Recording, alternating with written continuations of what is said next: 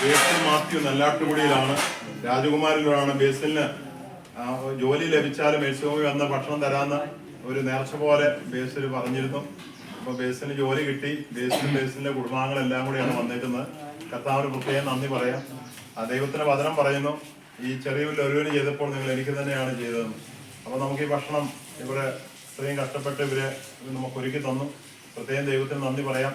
പ്രത്യേകിച്ച് ബേസിന്റെ കുടുംബത്തെയും പ്രിയപ്പെട്ടവരെല്ലാം ഇവിടെ വന്നിട്ടുണ്ട്.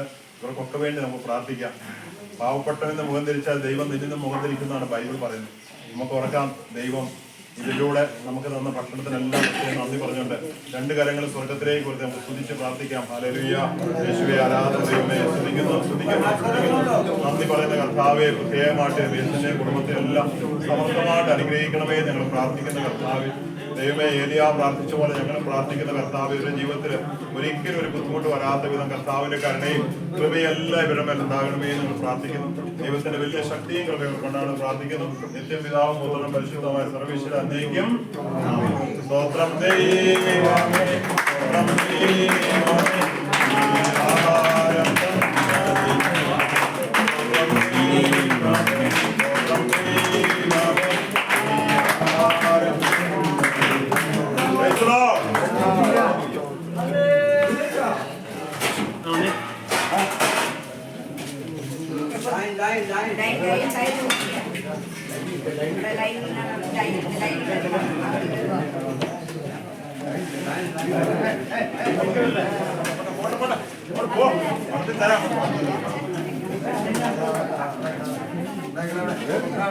ദിലീപ്